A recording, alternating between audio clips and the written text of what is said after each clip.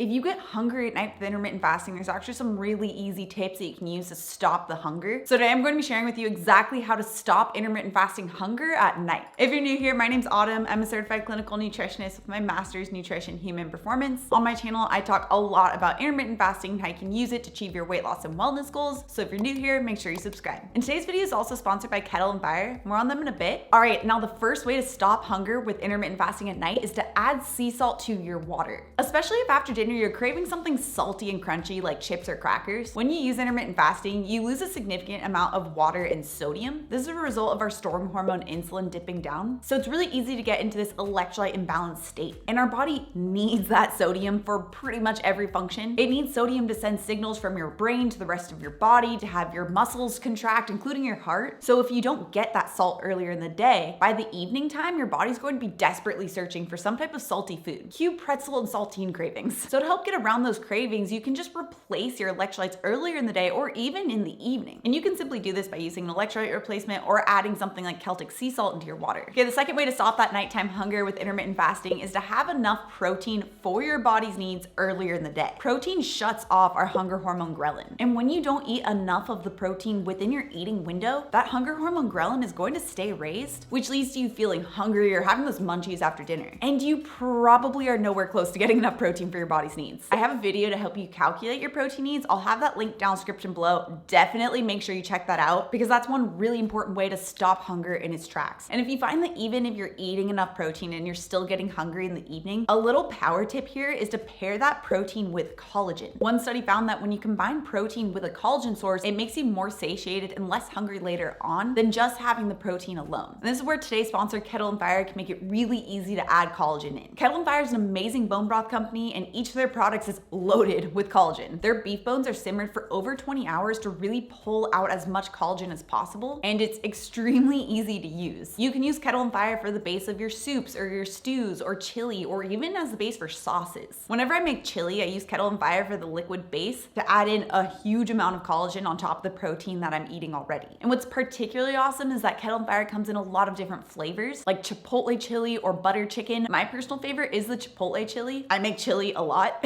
So it adds to the flavors that I'm already using in my chili along with a lot of collagen. And Kettle and Fire is offering you guys 20% off with code AUTUMNBAITS at checkout. Now you can use that for any of the different flavors, but I really recommend the chipotle chili. That's my personal favorite. So make sure you check out that link down in the description below. Okay, the third way to stop nighttime hunger with intermittent fasting is to stop drinking any caffeine by 2 p.m. And if you're caffeine sensitive, stopping by 12 p.m. Excessive amounts of caffeine can cause our blood glucose levels to go on a wild ride. And when you experience a dip in blood glucose, or what's called hypoglycemia, this causes that immediate physiological response where you need to have something to raise it back up. That leads to your body craving things like sugar and starchier carbohydrates because those are really fast sources of glucose to get that blood glucose back up. Cue those chocolate cravings after dinner. So to help solve this, just cut your caffeine intake by 1 to 2 p.m., 12 p.m. if you're more caffeine sensitive, and try to just stick with 1 to 2 cups of a caffeinated drink per day. Okay, the fourth tip is to drink mint tea after dinner. Mint is a natural appetite suppressant, and what's really great is that mint tea does not break a fast. So if you find that you have a little bit of those cravings, you can help to balance that out by having a cup of mint tea. You can just take some fresh mint and boil it in some water for about 5 minutes, and that's it. There are brands that will make like peppermint tea or mint tea. Just watch out for caffeinated versions. You want to make sure that it's just mint. Otherwise, you can get into issues of having caffeine too late in the evening. Okay, the fifth tip is to use keto tea. Now, if you're really hungry and your window is ended, but you just need something, this is a really great option. Keto tea is where you just combine any type of tea. In this case, I would recommend sticking with an herbal decaffeinated tea, for example, mint tea, and you blend it with a pure fat source. Pure fat sources do not raise insulin, and so therefore keeps the body in a fat burning state, but the fat also raises the satiety hormone cholecystokinin, so it can help to turn off those feelings of hunger. So you can blend tea with grass-fed butter or coconut oil, and if you're plant-based, you could swap the grass-fed butter for cacao butter. What you eat during your eating window will really determine if you're going to be hungry once your fasting period starts. So you can check out what I eat in a day with intermittent fasting as a nutritionist with this video next. Also, if you're new to my channel and you love this science-backed information, make sure you subscribe right here.